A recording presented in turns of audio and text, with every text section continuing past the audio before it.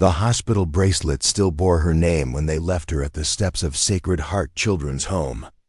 23 years later, Emma Richardson would discover that the same hands that had abandoned her would reach out again, not in love, but in desperate need. But by then, she had already found something her birth family never gave her, someone who saw her not as broken, but as perfectly complete. Before we jump back in, tell us where you're tuning in from, and if this story touches you, make sure you're subscribed, because tomorrow I've saved something extra special for you. The rain hammered against the windows of Sacred Heart Children's Home with the kind of relentless persistence that Sister Margaret had come to associate with difficult nights. In her 37 years of caring for abandoned children, she had learned to read the weather as an omen. Storms brought desperate decisions, and desperate decisions brought children to her doorstep. It was October 15, 1999. When the call came through at 2:17 in the morning, Dr. Patricia Hernandez from Phoenix General Hospital spoke in the measured tones of someone who had delivered devastating news too many times before. "Sister Margaret, we have a situation. A newborn girl, born with a congenital limb difference. She's missing her right leg from the knee down. The birth parents." Dr. Hernandez paused, choosing her words carefully. "They've decided they cannot provide the care she needs. They're requesting immediate surrender to the state." Sister Margaret had handled hundreds of such calls, but something in the doctor's voice suggested this case was different. "Doctor, what aren't you telling me? The family is the Ashfords. William Ashford owns 3 successful restaurants in Phoenix. They have the financial resources for any medical care this child might need. This isn't about money, sister. It's about image." The words hung in the humid Arizona air like an indictment. Sister Margaret closed her eyes, offering a silent prayer for a child who hadn't yet learned that the world could be cruel, and for parents who had already forgotten that love was supposed to be unconditional. Emma Claire, the name was written on the hospital bracelet in careful script, though it would never be legally hers. Arrived at Sacred Heart 3 hours later. She was impossibly small, her tiny fist wrapped around the finger of the emergency transport nurse, who had volunteered to make the drive despite being off duty. "She's beautiful," whispered Maria Santos, the night nurse who had worked at Sacred Heart longer than anyone could remember. "Look at those eyes, already so alert, like she's trying to figure out this new world." Sister Margaret held the baby girl, studying the perfectly formed features, the steady breathing, the way Emma's left leg kicked with the robust energy of any healthy newborn. The missing right leg was simply absent, as if nature had decided that this child would navigate the world differently, not deficiently. What Sister Margaret didn't know then was that Emma's abandonment was just the beginning of a story that would challenge everything the small Arizona community believed about worth, beauty, and the true meaning of family. The Ashford family returned to their lives as if Emma had never existed. William continued managing his restaurants, appearing at charity events and community functions with his wife Sandra and their 2 other children, Michael, age 4, and Jennifer, age 2. To the outside world, they were the picture of Phoenix success, wealthy, attractive, socially connected. But inside their Scottsdale mansion, the silence around Emma's existence created its own kind of wound. Michael, too young to understand why his baby sister had disappeared, asked questions that made Sandra leave the room in tears. Jennifer, barely walking, would sometimes toddle to the empty nursery that had been hastily converted back into William's home office. Sandra Ashford had carried Emma for 9 months, had felt her move and kick and hiccup inside her womb. During the pregnancy, ultrasounds had shown what doctors delicately termed a limb abnormality, but Sandra had convinced herself it would be minor, correctable, something that wouldn't really matter. The moment she saw Emma's missing leg, something fundamental had broken inside Sandra. Not love, she could feel that love was still there, buried under layers of shock and fear and societal conditioning. But her vision of the perfect family, the perfect life, the perfect children who would reflect well on the Ashford name, had shattered completely. "She'll never be normal," William had said in the hospital room, his voice cold with a finality. That terrified Sandra. She never dance at her wedding, never play sports, never fit in. "Do you want our other children to grow up answering questions about their disabled sister? Do you want them to be the family people whisper about?" Sandra had tried to argue, but the words caught in her throat. She had been raised in a world where appearance mattered, where success was measured by how others perceived you, where any deviation from perfection was seen as failure. The thought of walking into country club events or school functions with a visibly disabled daughter felt overwhelming. "There are families who specialize in this," William continued. "People who are equipped to handle her needs. We can give her a better life by letting someone else raise her." The lie they told themselves, and others, was carefully constructed. Sandra had developed complications during delivery. The baby had been stillborn. They received sympathy cards and casseroles, flowers and gentle condolences from friends who had no idea they were mourning a child who was very much alive, thriving in a children's home 30 miles away. At Sacred Heart, Emma became the child everyone loved but no one wanted permanently. Potential adoptive families would visit, drawn by her bright smile and obvious intelligence, but the conversation would always turn to her missing leg, to the special needs that would require lifelong accommodation. Sister Margaret watched family after family walk away, each rejection chipping away at her faith in human nature. Some were honest about their concerns, the costs of prosthetics, the challenges of accessibility, the fear that they weren't equipped to raise a child with a disability. Others offered excuses that barely masked their deeper prejudices. "She's beautiful," one prospective mother had said, "but we were hoping for a child who could participate in all the activities we enjoy, hiking, skiing, dancing lessons. We want our daughter to have every opportunity." Sister Margaret had bitten back. Her response that Emma could indeed hike and ski and dance, that her missing leg was a difference, not a limitation.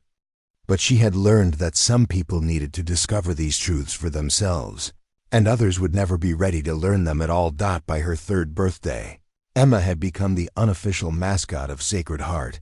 She navigated the hallways with a confidence that amazed the staff, using crutches with the skill of someone much older, never seeming to notice that she moved differently from the other children. Her best friend was Tommy Chun, a boy 2 years older who had been born with cerebral palsy. Together, they created their own version of normal, adapting games and activities with the creativity that only children possess. They raced through the hallways, Emma on crutches, Tommy with his distinctive gait, laughing and competing as if their disabilities were simply different ways of being fast. "Look, Sister Margaret," Emma called out one afternoon, demonstrating how she could hop on one foot while juggling 2 small bean bags. "Tommy taught me this trick and I taught him how to throw a baseball with his left hand. We're a good team." It was moments like these that reminded Sister Margaret why she had dedicated her life to caring for forgotten children. Emma's joy was infectious, her determination inspiring, her capacity for love unlimited despite being surrounded by evidence that the world could be unkind to people like her. But at night, when the other children were asleep, Sister Margaret sometimes found Emma sitting by her window, staring out at the parking lot where families came to pick up their chosen children. She never complained, never asked why no one wanted to take her home, but the longing in her 8-year-old eyes was unmistakable. "Do you think my real parents ever think about me?" Emma asked one evening during their bedtime routine. Sister Margaret chose her words carefully. "I think everyone who has ever met you thinks about you, sweetheart. You have that kind of light inside you. But what about the people who made me? Do they wonder if I learned to ride a bike, or if I like chocolate, ice cream, or if I'm good at math?" The truth that Emma's birth parents lived less than an hour away, that they had deliberately chosen to forget her existence, was too cruel to share. Instead, Sister Margaret pulled Emma close and said, "I think they hope you're happy and loved." "Which you are." Emma nodded solemnly, then brightened with the resilience that characterized her personality. "Well, when I grow up, I'm going to find a family that needs me as much as I need them. And we're going to be perfect together, even if we're different." It was a prophecy that would prove more accurate than either of them could have imagined. Though the path to that perfect fit would wind through pain and rejection, triumph and heartbreak, before leading Emma to someone who would see her not as damaged goods, but as the missing piece of his own broken puzzle. The years at Sacred Heart taught Emma lessons about strength, independence, and the difference between pity and genuine care. She learned to navigate not just physical obstacles, but the more challenging terrain of social expectations and other people's discomfort with difference. By age 10, she was helping newer children adapt to life at the home, particularly those with disabilities who arrived frightened and overwhelmed. She had an intuitive understanding of how to make others feel normal, how to focus on abilities rather than limitations, how to create community among people who had been rejected by the broader world. "The secret," she told 5-year-old Marcus Williams, who had been born without his left arm, "is to get really good at the things you can do. So good that people forget about the things you can't do. And then you help them understand that the things they think you can't do, you probably can do them, just differently." Sister Margaret often marveled at Emma's wisdom, wondering how a child who had experienced so much rejection could maintain such optimism about human nature. But Emma had learned something that many adults never discover, that worth comes from within, that love is not conditional on perfection, and that the right people will see your heart before they see your limitations. What Emma didn't know was that 23 years after her birth parents had walked away from her hospital room, they would need something from her that money couldn't buy and connections couldn't provide.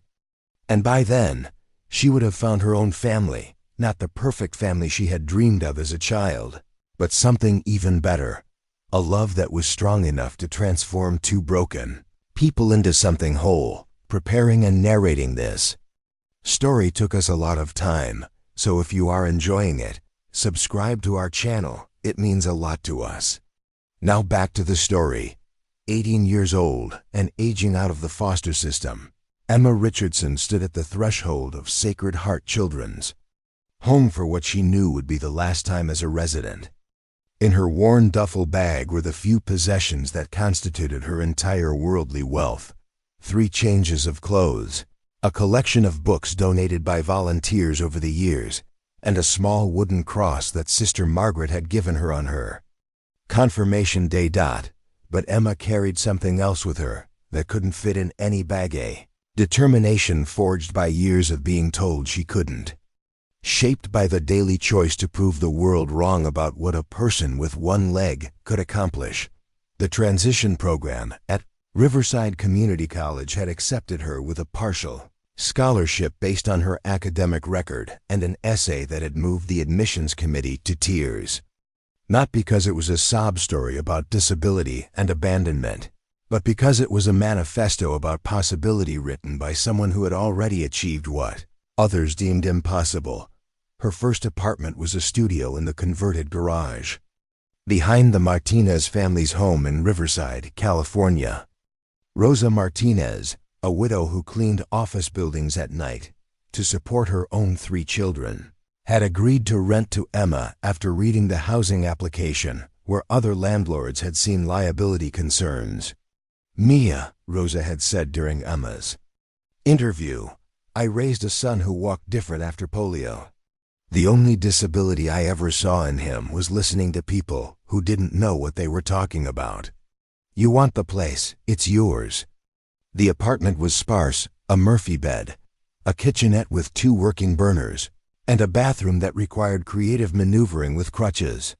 But for Emma, who had shared dormitory space with 5 other girls for the past decade, the privacy was luxurious beyond imagination. More importantly, it was 5 blocks from the college campus and 8 blocks from the Riverside Community Recreation Center, where Emma had managed to secure a part-time job teaching adaptive swimming to children with disabilities. The pool director, Janet Holbrook, had been skeptical during Emma's interview until Emma demonstrated her swimming technique. In the water, Emma's missing leg became irrelevant. She moved with the fluid grace of someone who had found her element, powerful strokes propelling her across the pool with speed that left experienced swimmers watching in amazement. "How long have you been swimming competitively?" Janet asked, after Emma completed a flawless 50-meter freestyle in record time. "I've never competed," Emma replied, pulling herself effortlessly onto the pool deck. "Sister Margaret arranged for lessons when I was 12 because she thought I needed an activity where I couldn't use 'I only have one leg' as an excuse for not trying my hardest." Janet laughed despite herself. "Sister Margaret sounds like a wise woman. She saved my life in more ways than I can count." The job teaching adaptive swimming became more than employment for Emma. It became her calling. She worked with children who had been born with limb differences, kids who had lost arms or legs in accidents, teenagers struggling with the social implications of being visibly different in a world obsessed with physical perfection. Her first student was 7-year-old Michael Chun, whose parents had driven 2 hours from Los Angeles after hearing about Emma's program through a disability support network.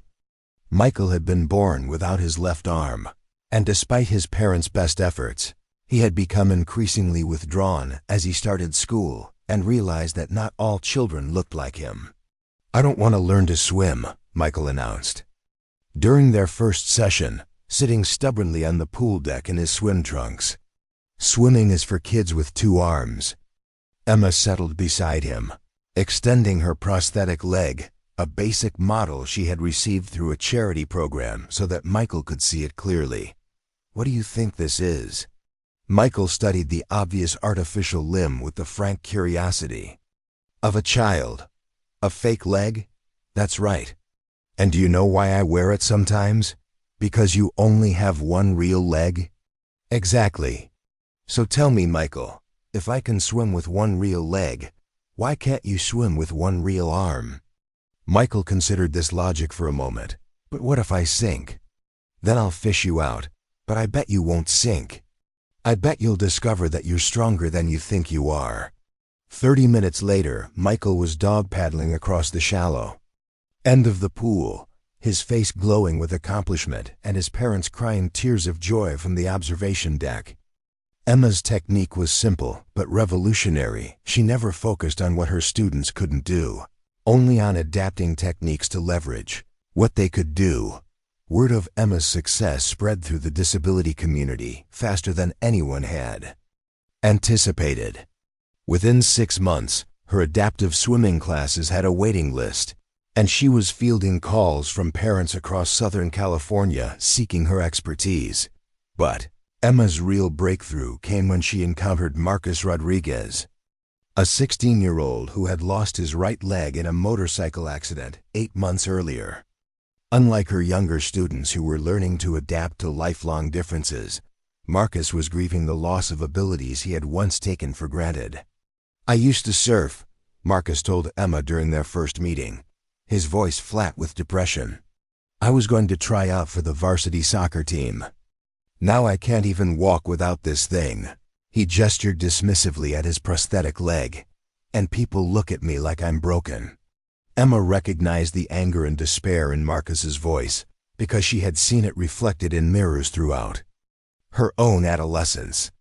Not the grief of losing something, since she had never known what it was like to have 2 legs, but the fury of being judged as less than whole by people who couldn't see past physical differences.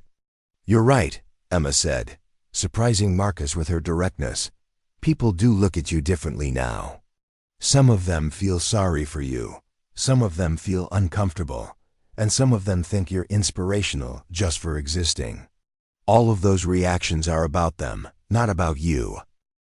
Marcus looked up from studying his hands. "So what am I supposed to do about it?" "You're supposed to decide who you want to be now with one leg, instead of mourning who you used to be with 2 legs." Because I promise you, Marcus, the person you become now has the potential to be stronger, more empathetic, and more resilient than the person you were before.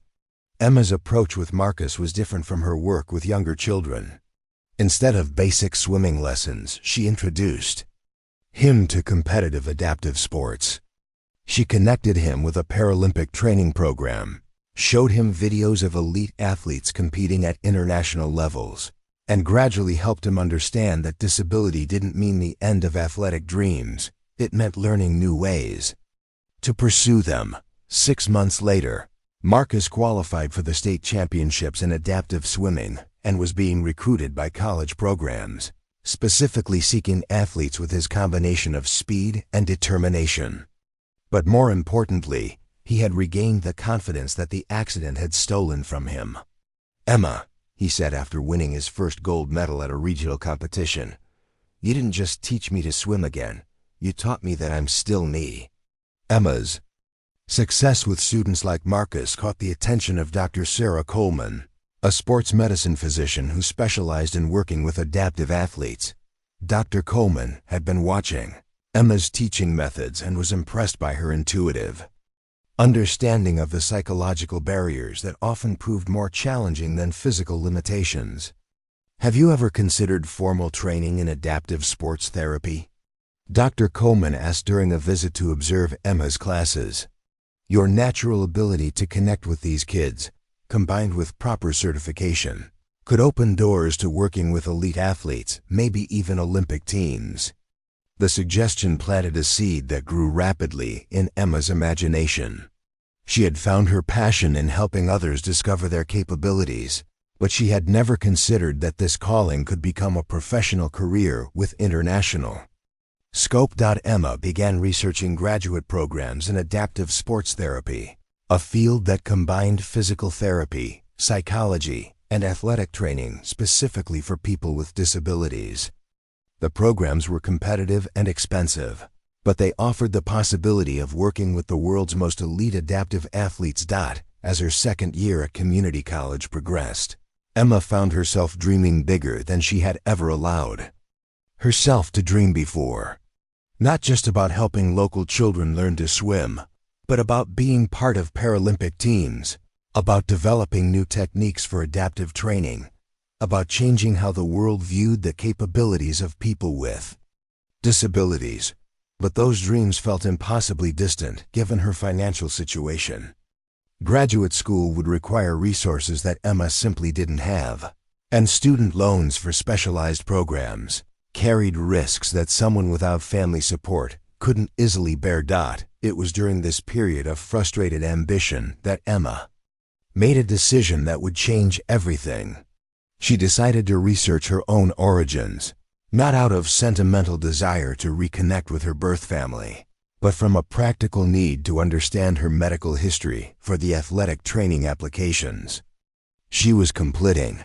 The search began simply enough: a request to Sacred Heart for any records related to her birth and abandonment. Sister Margaret, now retired but still living in Phoenix, agreed to meet with Emma and share what information she could legally provide. "Your birth name was Emma Claire Ashford," Sister Margaret revealed during their emotional reunion. "Your parents were William and Sandra Ashford of Scottsdale. William owned several restaurants. They were quite prominent in Phoenix social circles." Emma absorbed this information with the detached curiosity of someone studying historical facts rather than personal history. She felt no emotional connection to these people who had chosen to forget her existence, but the surnames and location data gave her starting points for additional research. What Emma discovered over the following weeks exceeded even her cynical expectations about why she had been abandoned. The Ashfords weren't struggling parents who couldn't afford medical care or lacked resources for a child with special needs. They were wealthy, successful, and apparently still thriving in Scottsdale's affluent community. But more significantly, Emma discovered that she had siblings, Michael and Jennifer Ashford, who were now adults with families of their own. Children who had grown up with the opportunities and advantages that Emma had been denied. not because of circumstances beyond anyone's control, but because of a deliberate choice to prioritize image over love. The revelation should have been devastating. Instead, Emma found it oddly liberating. She had spent years wondering what was so wrong with her that her own parents couldn't love her. Now she understood that the failure had never been hers. It had been theirs. Armed with this knowledge and a burning desire to prove that their rejection had been the greatest mistake of their lives, Emma made plans to enter her first Paralympic qualifying competition, not to seek reconciliation with the family that had discarded her, but to demonstrate to herself and the world that their definition of perfection had been catastrophically wrong. She had no way of knowing that her parents' comfortable world was about to collapse in ways that would make them desperately need the daughter they had thrown away, or that her path to athletic success would intersect with a wounded veteran whose own journey through loss and recovery would make him the perfect person to understand what it meant to be broken and choose to become stronger at the broken places. Captain David Mitchell's final mission in Afghanistan ended not with the controlled explosion he had orchestrated 100 times before, but with the uncontrolled detonation that would change everything about how he understood strength, purpose, and what it meant to be whole. The IED had been buried deeper than his bomb disposal unit anticipated, surrounded by a secondary device that triggered when his team attempted to disarm the primary explosive. In the space between one heartbeat and the next, David went from being one of the Army's most decorated explosive ordnance disposal specialists to being a bilateral amputee fighting for his life in a military hospital in Germany. He woke up 16 days later to the sound of machines beeping and the impossible reality that both of his legs were gone, the left below the knee, the right above it. The physical pain was manageable with medication, but the psychological devastation was complete and immediate. Captain Mitchell? The voice belonged to Dr. Amanda Foster, a military psychiatrist who specialized in helping wounded warriors navigate catastrophic injuries. I'm glad you're finally awake. We've been worried about you. David tried to speak but found his throat raw from the ventilator that had kept him breathing while his body fought to survive. When he finally managed words, they came out as a hoarse whisper. How bad? Dr. Foster had delivered this conversation to dozens of service members, but it never became easier. You lost both legs, David.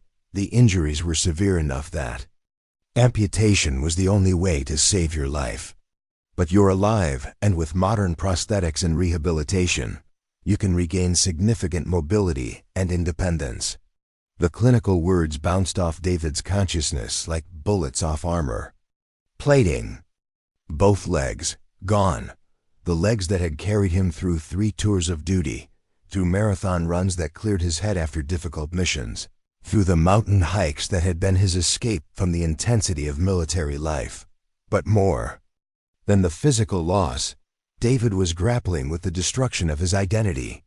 For 12 years, he had been Captain David Mitchell, EOD specialist, the guy who walked toward explosives while everyone else ran away.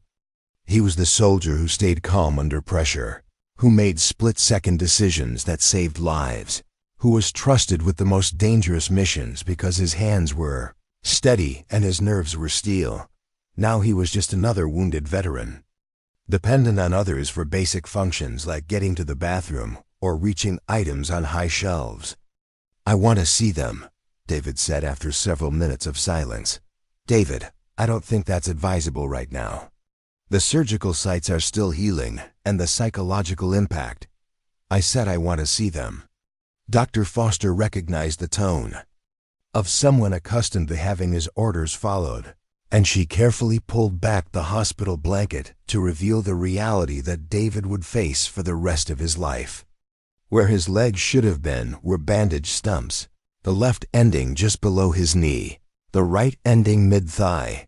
David stared at the absence of limbs with the same analytical focus he had brought to examining explosive devices. No emotion, no reaction, just cold assessment of the situation he now faced.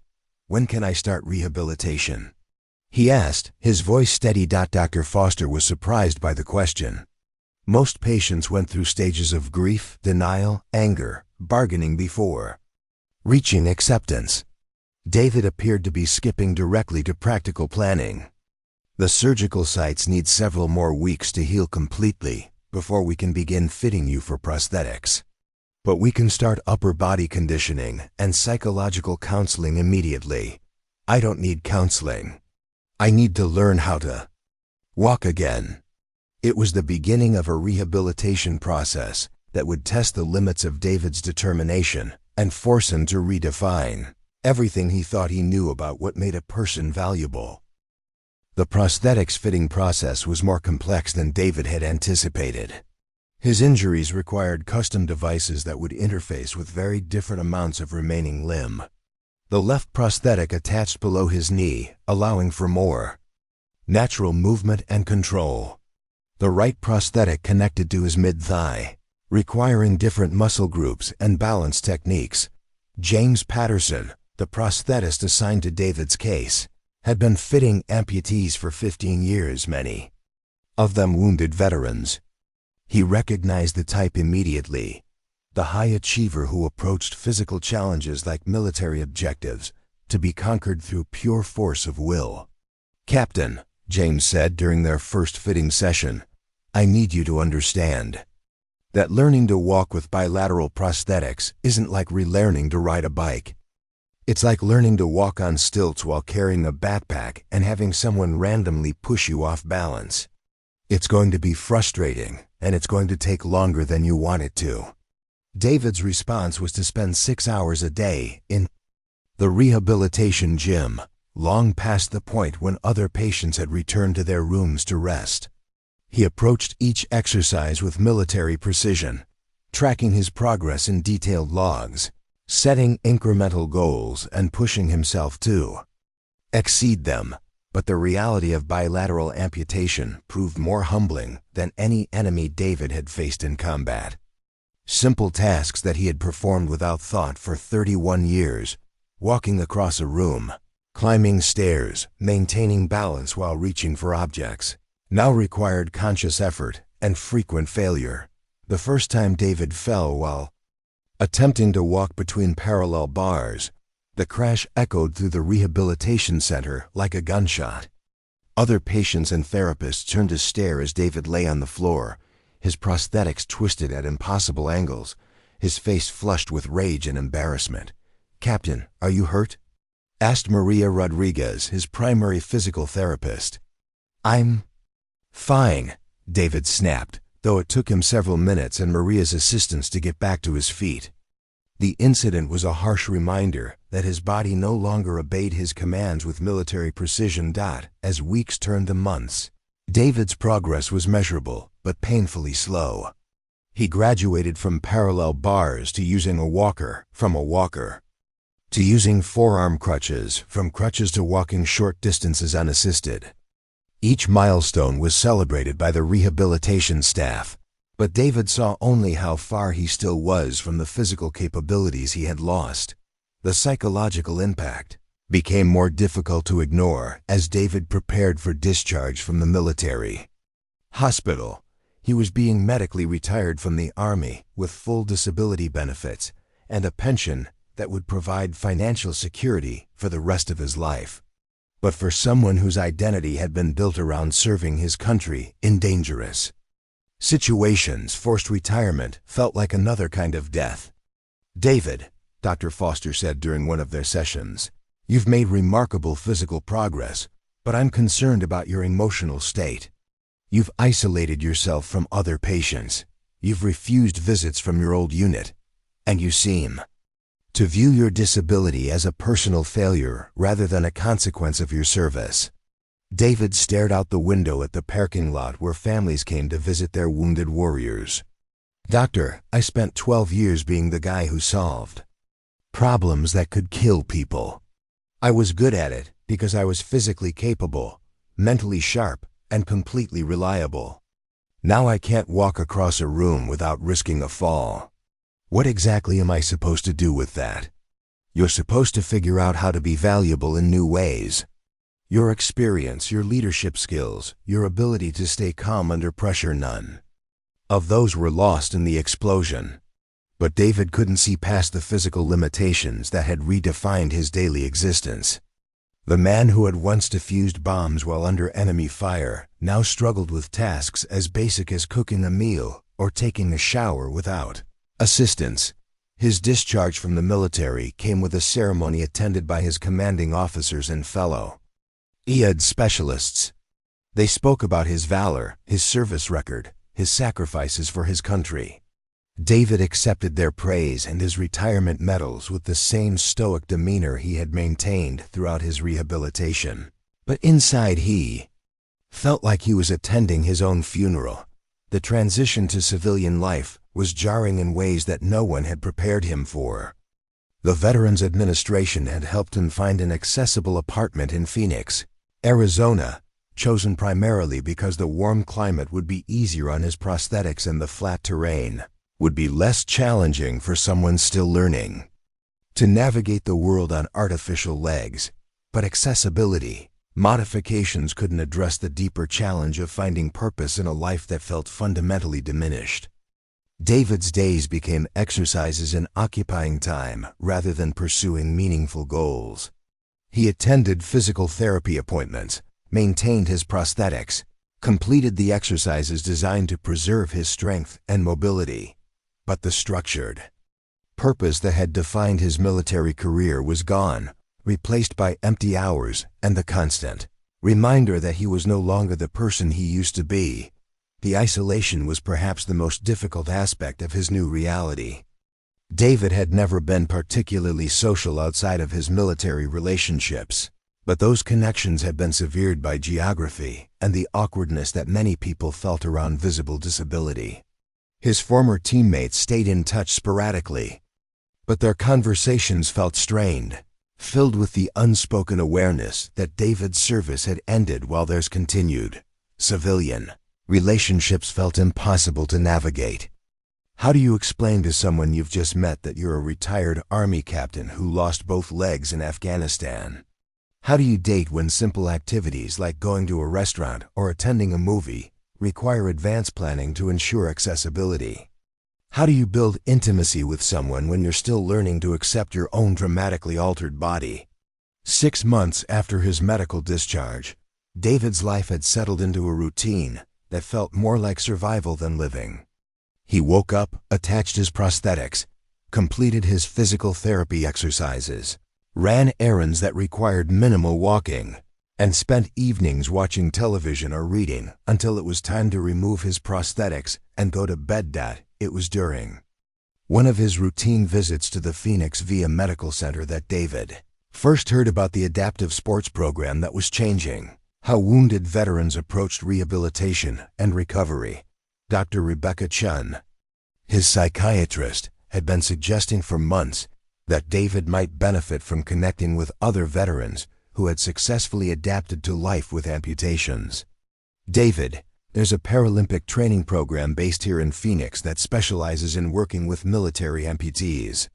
They've had remarkable success helping veterans not just adapt to their injuries, but discover athletic capabilities they never knew they had. David's initial response was dismissive. "Doctor, I appreciate the suggestion, but I'm not interested in inspiration porn or feeling better about my situation by pretending that losing my legs was somehow a blessing in disguise." Dr. Chun smiled at his bluntness. "I'm not talking about inspiration, David. I'm talking about excellence. The program is run by former Navy SEAL Marcus Thompson, who lost his right leg in Iraq and went on to win 3 Paralympic gold medals in swimming. These aren't people who are grateful for their disabilities. They're athletes who happen to be amputees and who compete at the highest levels of international sport." The description caught David's attention in a way that months of well-meaning encouragement had not. Excellence, competition, the pursuit of objectives that required everything he had to give. These were concepts that resonated with his understanding of what made life worth living. What would be involved? David asked, trying to keep the interest out of his voice. an evaluation to assess your current fitness level and potential for different adaptive sports. Swimming, cycling, track and field events, even winter sports like skiing. The goal isn't to make you feel better about your disabilities. It's to help you discover what you're capable of achieving with them. That night, David researched Paralympic sports with the same methodical thoroughness he had once brought to analyzing explosive devices. What he found challenged every assumption he had made about the limitations imposed by his injuries. Paralympic athletes weren't inspirational figures overcoming adversity. They were elite competitors performing at levels that would be impressive for any athlete, disabled or not. They weren't grateful victims making the best of tragic circumstances. They were warriors who had chosen to redefine what victory looked like. For the first time since waking up in the German military hospital, David felt something that resembled hope. Not hope that his old life could be restored, but hope that a new life, one that honored the competitive drive and pursuit of excellence that had defined his military service, might be possible. He had no way of knowing that his journey toward Paralympic competition would lead him to a training facility where he would meet an adaptive swimming instructor, whose own journey from abandonment to athletic excellence would make her the perfect person to understand what it meant to be broken and choose to become stronger at the broken places. Emma Richardson and David Mitchell were about to discover that sometimes the most perfect fit comes from two people whose missing pieces complement each other in ways that make them both more complete than they had ever been whole. The Phoenix Adaptive Athletic Center occupied a sprawling complex that had once housed a defunct shopping mall, transformed through innovative design into one of the most advanced Paralympic training facilities in the United States. The main pool stretched 50 meters under a retractable roof that could open to Arizona's perpetual sunshine, while specialized gymnasiums, weight rooms, and therapy spaces filled what had once been department stores and food courts. Emma Richardson had been working at the center for 3 months when she received the call that would change everything. Dr. Sarah Coleman, the sports medicine physician who had become Emma's mentor, was personally requesting that Emma evaluate a new athlete whose case presented unique challenges. His name is David Mitchell, Dr. Coleman explained during their phone conversation. Retired Army captain, bilateral amputee from an IED explosion. Exceptional physical conditioning before his injury, but he's struggling with the psychological transition more than most. Marcus Thompson thinks he has potential for Paralympic competition, but David's going to need an instructor who understands what it's like to build identity around physical capability. Emma accepted the assignment without hesitation, though she felt the familiar flutter of nerves that came with working with newly injured veterans. Military amputees often carried a particular kind of grief, not just for their lost limbs, but for the loss of purpose and identity that had been wrapped up in their physical capabilities. She arrived at the center early on Tuesday morning to prepare for David's evaluation, reviewing his medical records and psychological assessments to understand what she was working with. The clinical language painted a picture of a highly decorated soldier struggling with severe depression and adjustment disorders following traumatic bilateral amputation. But Emma had learned not to trust clinical language alone. In her experience, the most important information about a new athlete came from watching how they moved, how they spoke about their goals, and how they responded to challenge. David Mitchell arrived precisely on time, a habit of military punctuality that he had maintained despite leaving the Army behind. Emma's first impression was of someone who was trying very hard to appear normal while feeling anything but normal. His gait with bilateral prosthetics was still labored, requiring obvious concentration and effort, but his posture remained military straight and his handshake was firm. "Captain Mitchell," Emma said, extending her hand in greeting. "I'm Emma Richardson. I'll be conducting your swimming evaluation today." "Just David," he replied, his voice carrying the careful neutrality of someone who had learned not to reveal too much emotion. And you don't need to pretend you don't notice the legs. Everyone notices the legs. Emma smiled at his directness. I noticed them, but I'm more interested in what you can do with them than what happened to them. Are you ready to get in the water? David's expression shifted slightly, revealing the first hint of uncertainty she had seen from him. Full disclosure, I haven't been swimming since before I was injured. I'm not sure how this is going to work with the prosthetics. That's why we're starting with an evaluation instead of throwing you into competitive training. The water is going to feel different than anything you've experienced since your injury, but different doesn't necessarily mean difficult. Emma led David to the pool deck, where she had already prepared adaptive equipment and safety gear for their session. The center's main pool had been designed specifically for Paralympic training, with adjustable starting blocks, multiple depths, and accessibility features that made it easier for athletes with various disabilities to enter and exit the water safely. First question, Emma said as they approached the pool edge. Do you swim with or without your prosthetics? David stared at the clear blue water, suddenly faced with a choice he hadn't anticipated. Swimming without his prosthetics would mean being seen in public without the artificial legs that helped him maintain the appearance of normalcy. But swimming with them seemed impractical and potentially dangerous.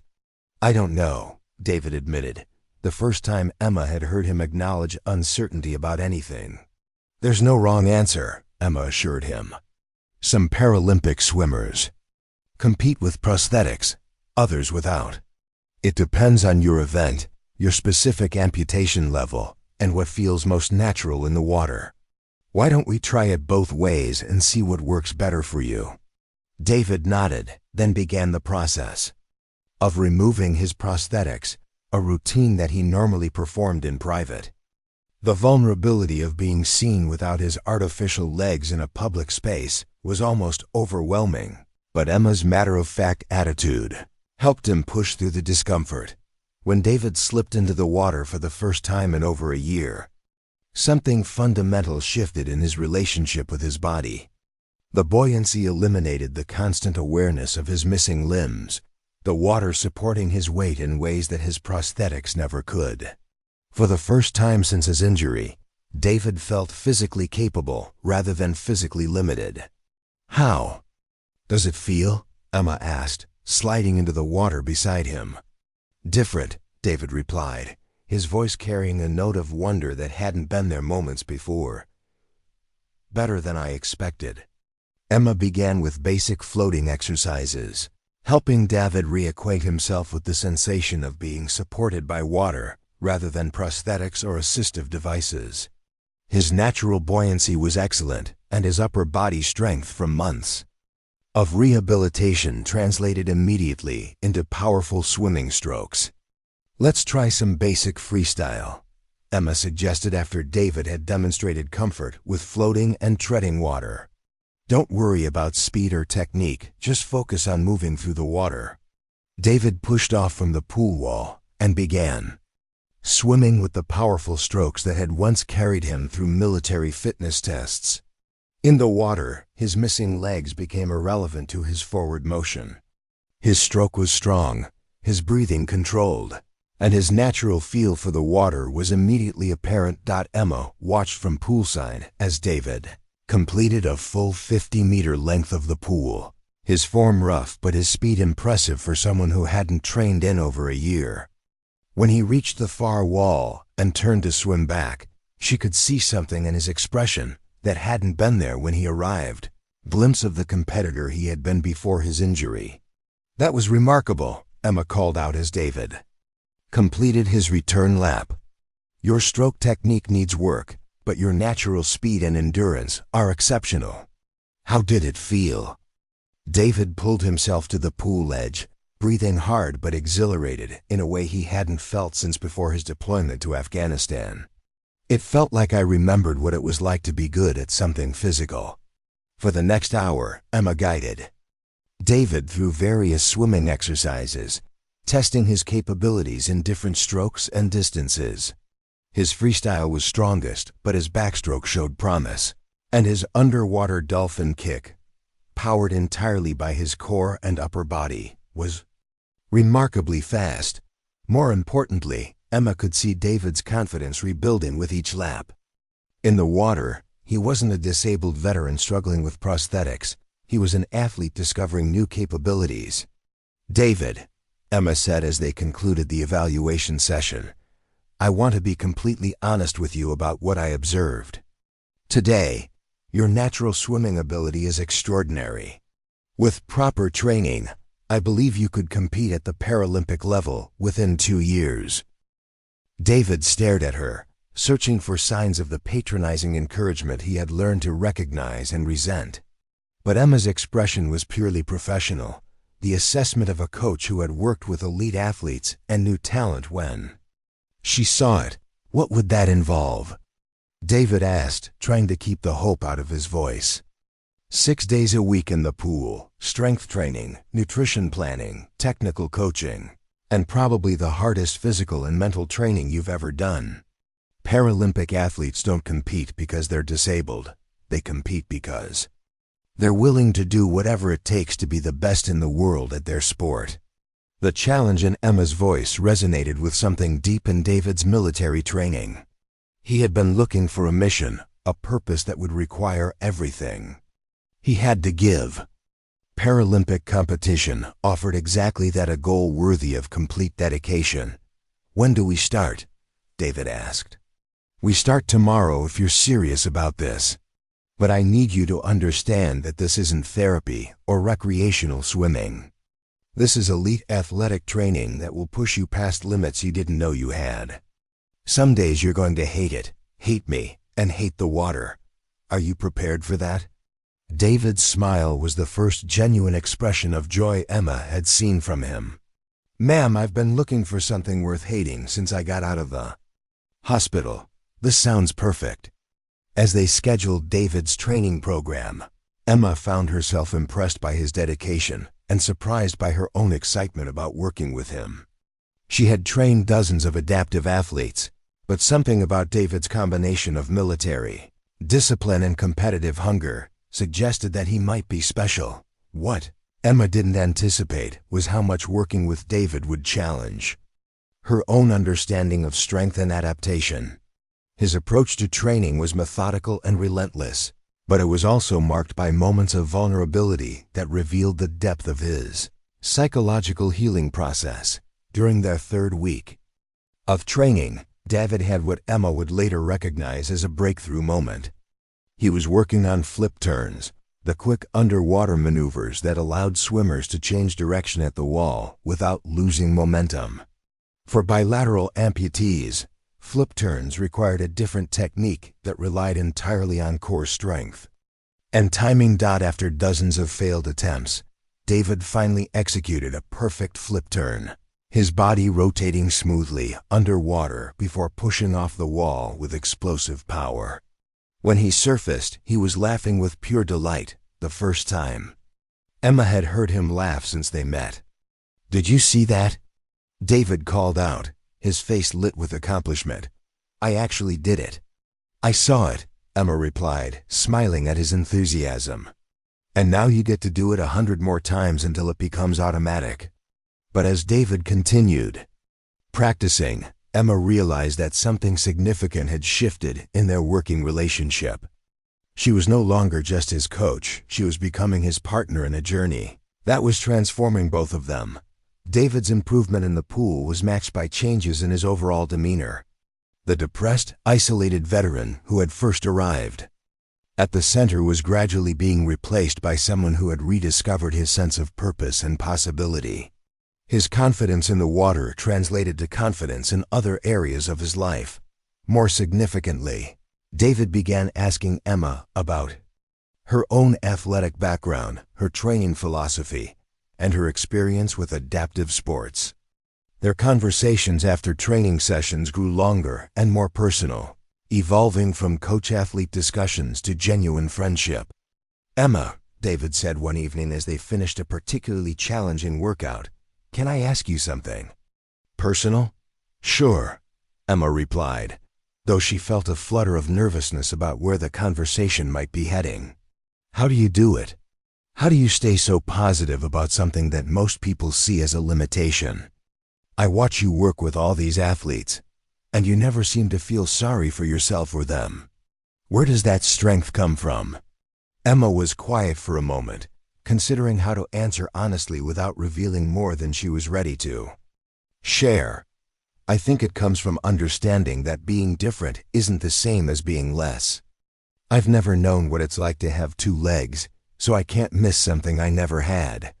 But you lost something you valued, so your path to acceptance is different from mine. What if I told you that sometimes I think losing my legs was the best thing that ever happened to me? David asked quietly. Not because I'm grateful for the disability, but because it led me here, to this training, to discovering capabilities I never knew I had. Does that make me crazy? Emma met his gaze directly. It makes you someone who has learned the difference between what you lost and what you gained. And that's not crazy, that's wisdom. In that moment, both Emma and David recognized that their relationship had evolved beyond coach and athlete into something that neither of them had been looking for but both desperately needed. They were becoming partners in the truest sense, two people whose individual strengths complemented each other's challenges in ways that made them both stronger than they had ever been alone. Foundation for something extraordinary was being built in the chlorinated water of a training pool. Though neither of them yet understood how perfect their imperfections would prove to be, 3 months into David's training regimen, the Phoenix Adaptive Athletic Center was buzzing with excitement about an upcoming exhibition meet that would showcase the facility's Paralympic hopefuls to potential sponsors and media representatives. For David, it would be his first competitive event since beginning his swimming journey, a chance to test months of grueling preparation against other elite adaptive athletes. But for Emma, the meet represented something more complicated. As David's coach, she would be evaluated not just on his performance, but on her ability to develop elite athletes, a credential that could open doors to coaching positions with national Paralympic teams. The pressure was intensified by the unexpected arrival of Coach Patricia Williams, a legendary figure in Paralympic swimming who had guided 12 athletes to Olympic medals over her 20-year career. Coach Williams was in Phoenix to scout talent for the upcoming World Championships, and word had spread that David Mitchell was someone she specifically wanted to observe. Emma, Dr. Coleman said during their weekly coaching meeting, Patricia Williams doesn't waste time on athletes who aren't world-class material. The fact that she's coming specifically to watch David swim suggests that his times have caught serious attention at the national level. Emma felt the familiar flutter of nervous energy that preceded important competitions, but this time the stakes felt personal in ways that went beyond professional advancement. Over the past months, she had watched David transform from a broken veteran into a fierce competitor, and she had become deeply invested in his success. More concerning was her growing awareness that her feelings for David had evolved far beyond the professional boundaries of their coach-athlete relationship. She found herself looking forward to their training sessions not just because of his athletic progress, but because of the conversations that followed, the moments of vulnerability he shared, and the way he looked at her like she was the most fascinating person he had ever met. The morning of the exhibition meet, Emma arrived at the center 2 hours early to prepare the pool deck and review David's race strategy one final time. She was surprised to find him already there, sitting quietly on the bleachers with his gear bag at his feet, staring at the empty pool with an intensity that suggested he was visualizing his upcoming races. Couldn't sleep? Emma asked, settling beside him on the aluminum bench. Too much nervous energy, David admitted. I keep thinking about everything that had to happen for me to be here. A year ago, I couldn't walk across my apartment without falling down. Now I'm about to compete against Paralympic athletes who've been training for decades.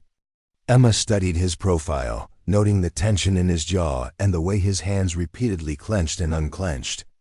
"David, are you having second thoughts about competing today?" "No," he said immediately, then paused to consider the question more carefully. "Actually, maybe. Not about whether I want to compete, but about whether I belong here. What if I've been fooling myself about my abilities? What if I'm just another wounded veteran getting participation trophies?" Emma had been waiting for this moment, the pre-competition doubt that every athlete experienced when facing their first major test. But David's insecurity went deeper than normal performance anxiety. It was rooted in his fundamental struggle to rebuild his identity around new capabilities. "David," Emma said, turning to face him directly, "do you remember what you told me 3 weeks ago when you finally mastered that underwater dolphin kick technique? That it felt like flying underwater? You said it felt like you had found something you were meant to do. Not something you learned to do despite your disability, but something you were naturally gifted at. That feeling doesn't lie." David met her gaze, and Emma could see him wrestling with the choice between fear and faith, fear of failure and public humiliation, or faith in the months of progress he had made. "What if I disappoint you?" David asked quietly. The question caught Emma off guard, revealing a dimension of their relationship that neither of them had explicitly acknowledged. She realized that David's concern wasn't primarily about his own performance. It was about letting down someone whose opinion had become crucial to his sense of self-worth. "David," Emma said carefully, "you could swim dead last in every event today, and you wouldn't disappoint me. What would disappoint me is if you held back because you were afraid of not being perfect." The conversation was interrupted by the arrival of other athletes and coaches as the center prepared for the day's competition.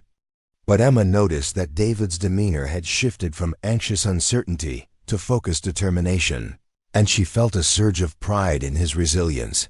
The exhibition meet featured 4 events: 50-meter freestyle, 100-meter backstroke, 50-meter butterfly, and a 200-meter individual medley.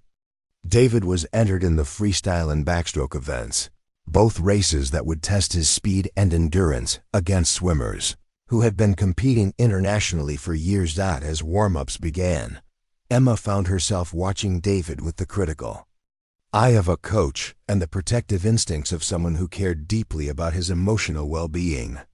His stroke technique was sharp, his turns clean, and his underwater phases, where his powerful core strength gave him significant advantages, were faster than she had ever seen them. But more importantly, David looked like he belonged in the pool with the other elite athletes.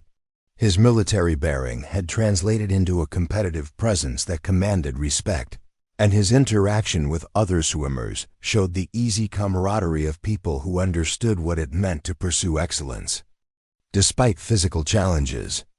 "Richardson," a voice called from behind Emma. She turned to find Coach Patricia Williams approaching, her expression unreadable behind mirrored sunglasses. "Coach Williams," Emma replied, extending her hand in greeting.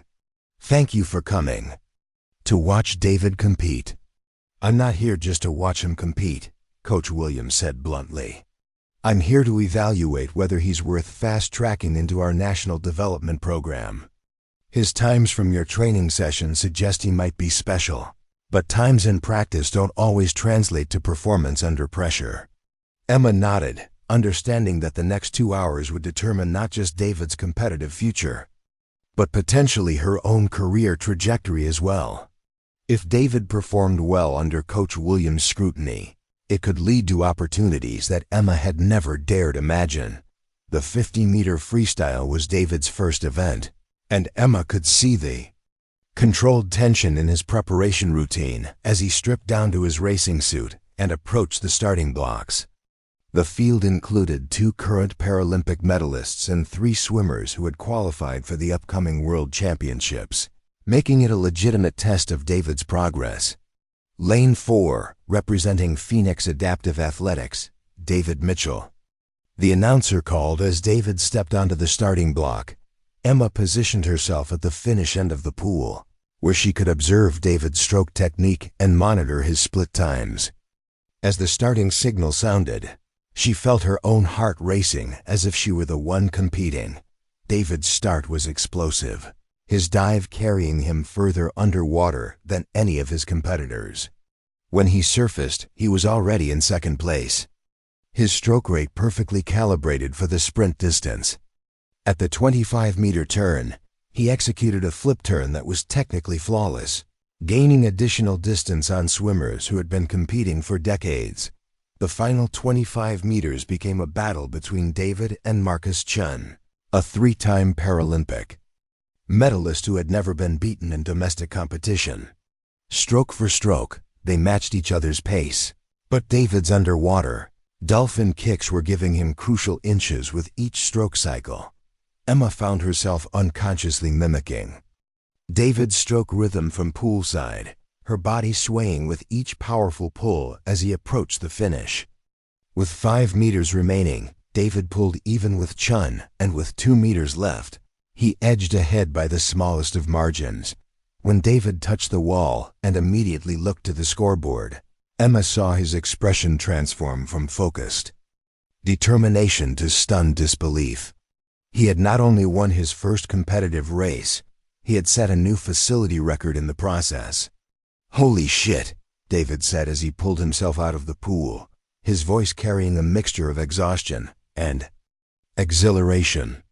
"Language, Mitchell," Emma said with a grin, but she was fighting back tears of pride and joy. "How did that feel?"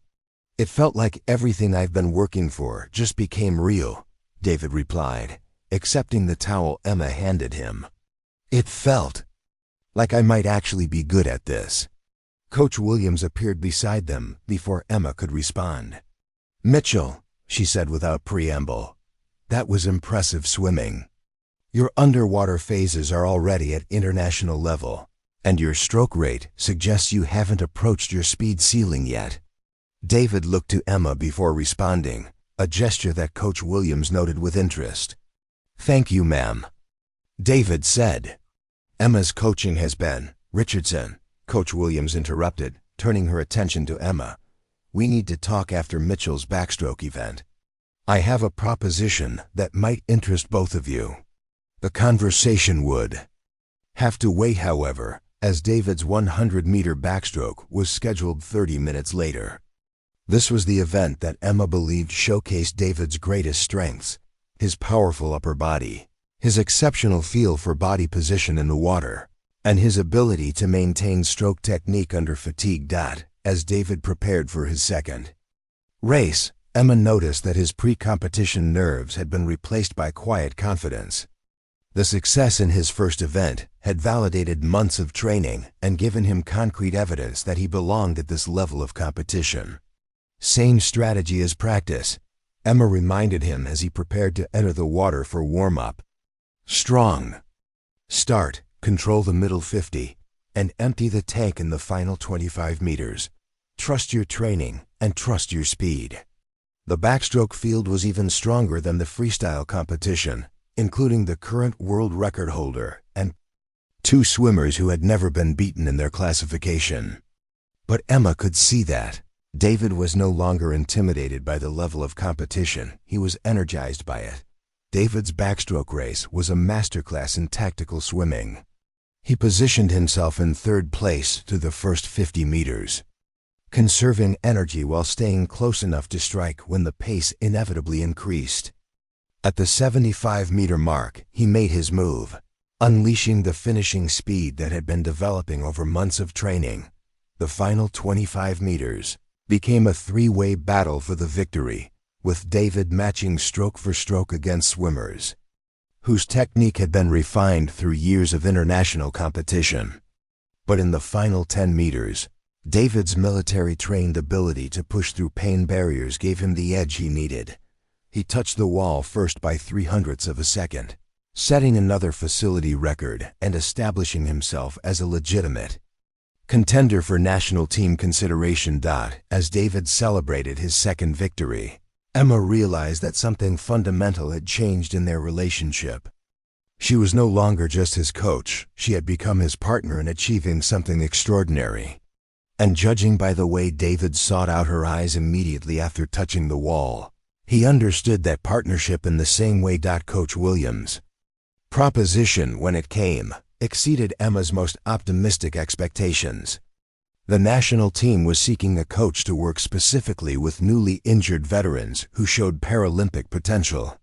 The position would involve relocating to the Olympic Training Center in Colorado Springs, working with the most talented adaptive swimmers in the country, and potentially coaching at the World Championships and Paralympic Games. The position comes with one condition, Coach Williams added. David Mitchell comes with you. His progress under your coaching suggests that your methods work, and his athletic potential is too significant to interrupt with a coaching change. Emma looked at David, who was listening to the conversation, with obvious excitement tempered by concern for how the decision might affect their personal relationship. We'll need time to discuss this, Emma said carefully. It's a significant decision for both of us. Of course, Coach Williams replied. But I need an answer within 2 weeks. Opportunities like this don't wait for extended deliberation. As the meet concluded and athletes began packing their equipment, Emma and David found themselves alone on the pool deck, processing the implications of the offer they had just received. Emma, David said quietly, this is everything you've worked for, isn't it? The chance to coach at the highest level of the sport. It's everything we've worked for, Emma corrected. Your swimming made this opportunity possible, so we do this together? Emma studied David's face, seeing not just the athlete she had coached, but the man she had come to care about more deeply than professional boundaries should allow. David, if we take this opportunity, our relationship is going to change. We'll be working together at the highest levels of pressure and competition. Are you prepared for that? David's smile was the same expression of determined joy she had seen when he first mastered the flip-turn technique. Emma, he said, 3 months ago I was a broken veteran who couldn't find a reason to get out of bed. Now I'm a competitive swimmer with a chance to represent my country at international competitions. If that's not proof that impossible things can happen when the right people work together, I don't know what is. In that moment, Emma understood that they were no longer just coach and athlete, or even just friends. They were partners in the deepest sense, two people whose individual journeys had converged into something stronger than either could achieve alone. The decision to accept Coach Williams' offer was really no decision at all. They were going to Colorado Springs together, not because they had to, but because they had discovered that their greatest strengths emerged when they faced challenges as a team. Neither Emma nor David realized that their success had attracted attention from sources other than Paralympic coaches. In Scottsdale, Arizona, the Ashford family had been following news coverage of David's meteoric rise in adaptive swimming, and they had finally identified the daughter they had abandoned 23 years earlier. Their interest in Emma, however, had nothing to do with parental love or regret for their past decision. The Ashfords needed something from their discarded daughter, something that money couldn't buy and connections couldn't provide. And they were prepared to disrupt the life Emma had built to get it. The letter arrived on a Tuesday morning at the Colorado Springs Olympic Training Center, hand-delivered by a private courier service to the office Emma shared with 3 other Paralympic coaches. The envelope was expensive cream-colored paper with Ashford family in Boston gold lettering, the kind of stationery that wealthy people use to ensure their correspondence commanded attention. Emma had been at the training center for 8 months, working with David and 12 other elite adaptive swimmers who were preparing for the upcoming World Championships. Her coaching methods had produced remarkable results: 3 world records, 2 American records, and a team dynamic that was attracting international attention. More significantly, her relationship with David had evolved into something that transcended traditional categories. They were professional partners, training companions, and increasingly, each other's closest confidants. The isolation of elite athletic training had created a bubble around them where they're growing. Emotional connection felt natural and inevitable. Emma almost discarded the letter without opening it, assuming it was another sponsorship proposal or media request. But something about the formal presentation nagged at her attention, and she finally tore open the envelope during her lunch break. The letter was typed on matching letterhead, professionally formatted, but carrying an undercurrent of desperation. That was immediately apparent. "Dear Ms. Richardson, we hope this letter finds you in good health and high spirits. We are writing regarding a matter of utmost importance that requires your immediate attention and compassion. My name is Sandra Ashford, and I believe you may know me by another name. I am your birth mother. My husband William and I made the difficult decision to place you for adoption at birth, due to circumstances that we hope you will come to understand. We have followed your remarkable achievements in Paralympic swimming with tremendous pride, though from a respectful distance. Your success as both an athlete and coach reflects the strength and determination that we always believed you possessed. We are reaching out now not to intrude upon the life you have built, but because we desperately need your help with a matter that affects our entire family. Our son Michael, your biological brother, is facing a medical crisis that requires immediate intervention. He needs a kidney transplant, and due to rare genetic factors, you may be his only viable donor match. Understand that this request must come as a shock, particularly given the circumstances of your early life. We are prepared to explain our past decisions and answer any questions you may have. More importantly, we are hoping that you will consider meeting with us to discuss how you might save Michael's life. Time is of the essence, as Michael's condition is deteriorating rapidly. We have enclosed medical documentation and contact information for his transplant team at Phoenix General Hospital. We are prepared to cover all medical expenses, travel costs, and any other considerations related to the evaluation and potential donation process. Please contact us at your earliest convenience. We are staying at the Broadmoor Hotel in Colorado Springs for the next week, hoping for the opportunity to speak with you in person. With deepest respect and urgent hope, Sandra and William Ashford. Emma read the letter 3 times, each reading deepening her sense of surreal disbelief. For 23 years, she had existed in her birth parents' world as a carefully forgotten mistake. Now they were reaching out not with apologies or explanations, but with a request that would require her to risk her own health for the benefit of a brother she had never met. The medical documentation was extensive test results, physician reports, and transplant center evaluations that painted a picture of a 27-year-old man whose kidneys were failing due to a rare genetic condition. The urgency was real. Michael Ashford was facing dialysis and declining health while waiting for a donor match that might never materialize through traditional channels. Emma's first instinct was to throw the entire packet in the trash and never think about it again. These people had rejected her when she needed them most, abandoned her because her disability didn't fit their vision of family perfection. Now they wanted her to literally give part of her body to save the son they had kept and loved. But as she studied the medical reports, Emma found herself thinking about Michael Ashford not as her brother or the child her parents had chosen over her, but as a person facing a life-threatening illness through no fault of his own. The decision to help or refuse couldn't be based on her relationship with his parents. It had to be based on her own moral compass and what she could live with. "Emma?" David's voice from the office doorway interrupted her thoughts. "You missed our afternoon training session. Is everything okay?" Emma looked up to find David studying her with a concerned expression. She had learned to recognize when he sensed that something was troubling her. Over the past months, they had developed an intuitive awareness of each other's moods and mental states that went far beyond normal coaching relationships. "I received some unexpected correspondence," Emma said, gesturing toward the letter and medical documents spread across her desk. "Apparently my birth family has decided they need something from me." David entered the office and closed the door behind him. recognizing from Emma's tone that whatever she had received was significant and potentially upsetting.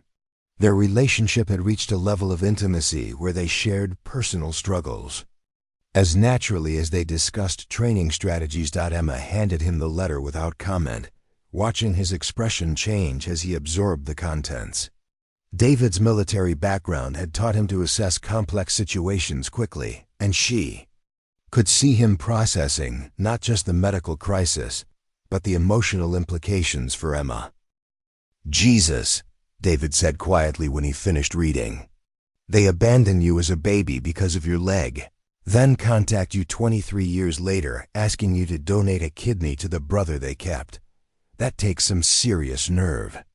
"That was my first reaction too," Emma admitted. "But then I started thinking about Michael. He didn't choose to be born into a family that prioritizes physical perfection. He's just a sick person who might die without help that I could provide."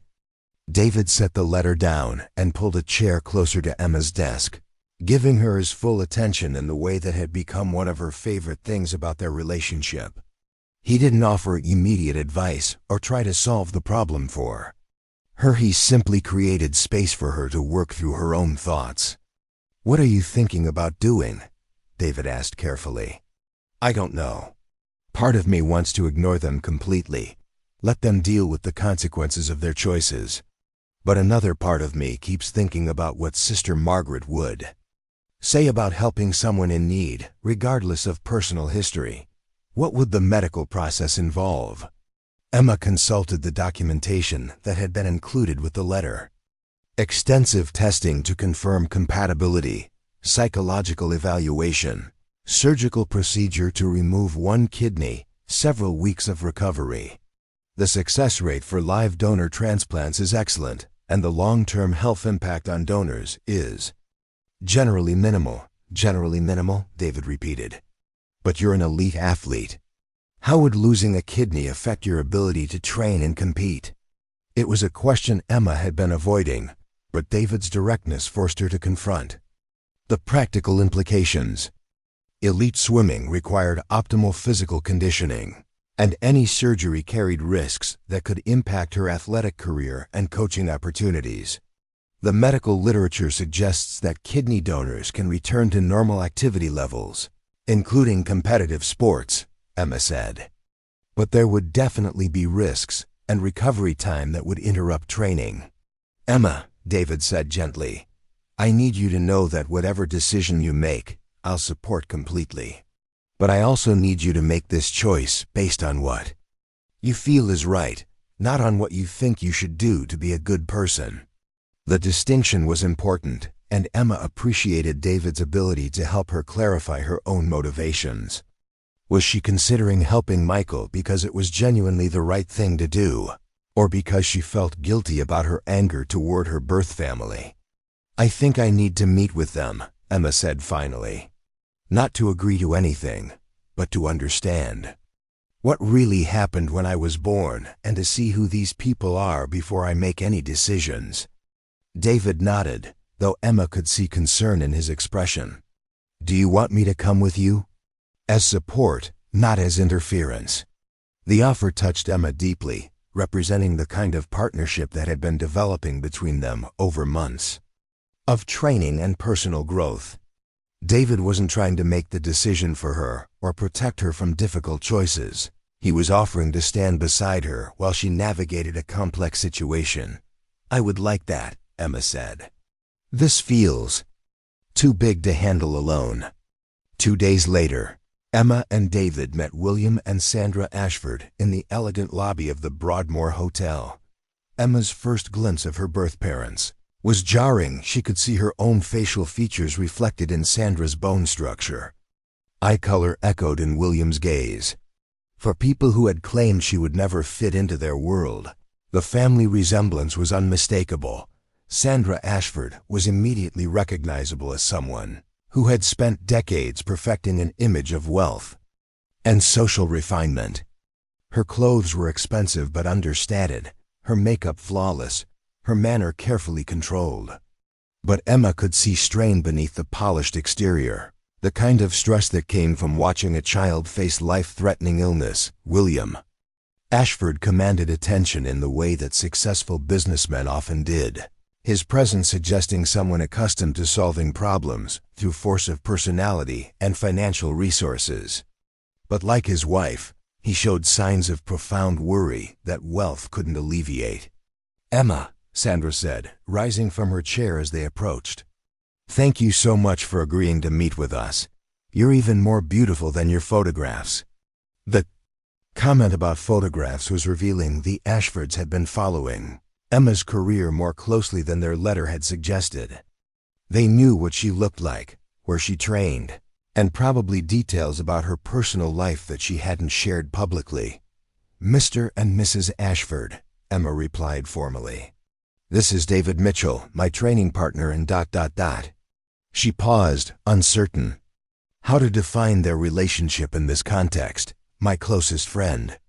William's assessment of David was immediate and military precise, taking in his bearing, his prosthetics, and the protective way he positioned himself near Emma. "Captain Mitchell," William said, extending his hand. "I researched your service record after learning about your connection to Emma. Thank you for your service." David's handshake was firm, but non-committal. "It's just David now. And I'm here to support Emma, not to be thanked for anything."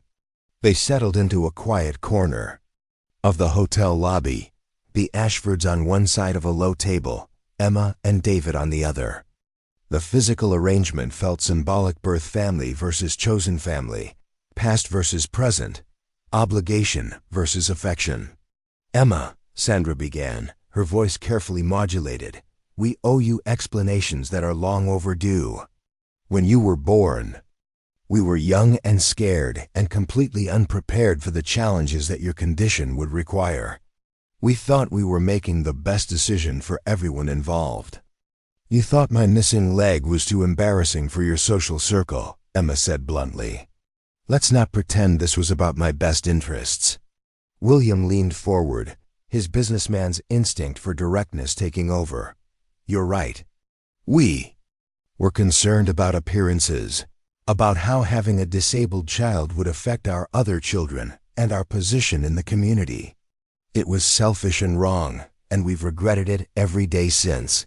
Have you?" Emma asked. "Because according to my research, you never tried to contact me, never asked about my welfare, never even acknowledged my existence until you needed something from me." Sandra's composure cracked slightly, revealing genuine emotion beneath her controlled facade. "We convinced ourselves that you were better off without us, that the families who specialized in caring for disabled children would give you opportunities we couldn't provide. When we saw your success in swimming, we told ourselves we had been right to let you go. But now Michael is sick," Emma continued, "and suddenly you remember that you have another child who might be useful." "Emma," William said, his voice carrying a note of desperation that he couldn't quite hide, "I know how this looks. I know we have no right to ask anything from you after abandoning you. But Michael is dying. He's a good person who made good choices and lived a good life, and he's facing death because of genetics he couldn't control." Emma studied her birth father's face, seeing genuine anguish that transcended their complicated history. Whatever his failures as a parent to her, his love for Michael was clearly real and profound. "Tell me about Michael," Emma said. "Not the medical details, tell me who he is as a person." For the next hour, Sandra and William painted a picture of a son who had grown up knowing he had a sister who had been placed for adoption, but never learning the specific circumstances of that decision. Michael was a teacher who worked with at-risk youth, someone who had always wondered about his missing sibling and who had supported his parents' decision to reach out to Emma when his medical crisis developed. "He wanted to come with us today," Sandra said, "but his doctors advised against travel. He asked me to tell you that he doesn't expect anything from you, and that he's grateful just to know that you're successful and happy." The message was clearly calculated to appeal to Emma's emotions, but it also felt genuine in ways that her birth parents' explanations had not. Michael sounded like someone who had been raised with the love and support that Emma had been denied, but who had developed into a person worth knowing. "What happens if I agree to be tested and I'm not a compatible donor?" Emma asked. "Then we thank you for trying and continue searching for other options," William replied. "And we hope that you might consider allowing us to be part of your life, in whatever way feels comfortable to you. And if I'm compatible but decide not to donate." Sandra and William exchanged a look that revealed the depth of their desperation. "Then we respect your decision and continue searching for alternatives," Sandra said quietly. "We can't force you to help us, Emma. We can only hope that you'll choose to save your brother's life." The emotional manipulation was obvious but not entirely unwelcome. At least they were being honest about what they wanted and why they needed it. Emma found herself thinking not about her birth parents' redemption or her own healing, but about Michael Ashford lying in a hospital bed, wondering if the sister he had never met would choose to save his life. "I need time to think about this," Emma said finally. "And I need to consult with my own doctors about the medical implications." "Of course," William said, relief evident in his voice. "Take whatever time you need. We'll remain available for any questions or additional information you might require." As the meeting concluded and goodbyes were exchanged, Emma realized that her life had reached another inflection point where her choices would define not just her own future, but the future of people she barely knew but was somehow responsible for protecting. The decision about kidney donation would require her to weigh her own dreams against her capacity for forgiveness, her athletic aspirations against her moral obligations, and her hard-won independence against the family connections she had never been allowed to develop. But for the first time since receiving the Ashford's letter, Emma felt like she was approaching the decision from a position of strength rather than obligation. Whatever choice she made would be hers, based on her own values and priorities, not on what others expected from her or what she thought she owed to anyone. Standing in the hotel parking lot with David beside her, Emma realized that she had found something even more valuable than the family that had rejected her. She had found a partner who would support her choices without trying to make them for her. Someone who saw her as complete exactly as she was. The medical evaluation process at University of Colorado Hospital took 3 grueling days, each test revealing more about Emma's physical compatibility as a kidney donor while raising new questions about the emotional and professional costs of her potential decision. Dr. Jennifer Martinez, the transplant coordinator, had been refreshingly direct about both the medical realities and the psychological complexities that Emma would face. "Ms. Richardson," Dr. Martinez explained during their consultation, "your preliminary blood work and tissue typing show excellent compatibility with your brother's medical profile. From a purely clinical standpoint, you would be an ideal donor candidate. However, I need you to understand the full scope of what this decision involves." Emma sat beside David in the sterile consultation room, surrounded by charts and diagrams that reduced the profound choice she faced to medical statistics and surgical procedures. The clinical environment felt surreal given the emotional weight of the decision, but Emma appreciated Dr. Martinez's commitment to ensuring that she understood every implication. "What are the specific risks for someone in Emma's situation?" David asked, his voice carrying the protective concern that had characterized his involvement in the entire process. Dr. Martinez turned to a detailed chart showing surgical outcomes and recovery timelines. "For a healthy individual like Emma, the surgical risks are minimal, less than 1% chance of serious complications. However, her career as an elite athlete introduces variables that we need to consider carefully." "What kind of variables?" Emma asked. "Recovery time would be 6 to 8 weeks before you could return to intense training, potentially longer depending on how your body responds to the surgery. There's also the question of long-term athletic performance with a single kidney. Most donors experience no significant impact on their physical capabilities, but elite athletes operate at margins where even small changes can be meaningful." Emma absorbed this information with the analytical mindset she brought to training planning, but she could feel David's tension beside her. His own experience with life-altering medical procedures had given him a deep appreciation for how quickly surgical complications could transform someone's entire future. "Dr. Martinez," Emma said carefully, "if I proceed with the donation, what would be the timeline?" "Assuming all final tests confirm compatibility, we could schedule the surgery within 2 weeks. Both procedures, your donation surgery and Michael's transplant, would occur simultaneously in adjacent operating rooms. The kidney would be transplanted immediately to maximize its viability." The efficiency of the process was both reassuring and daunting. Within 2 weeks, Emma could fundamentally alter the trajectory of 2 lives, her own and Michael's, through a single surgical decision.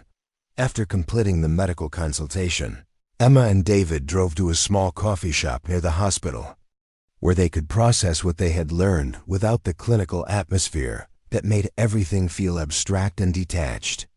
"Emma," David said once they had settled at a corner table, "I need to ask you something directly, and I need you to answer honestly. Are you considering this donation because you think it's the right thing to do, or because you feel guilty about being angry at your birth family?"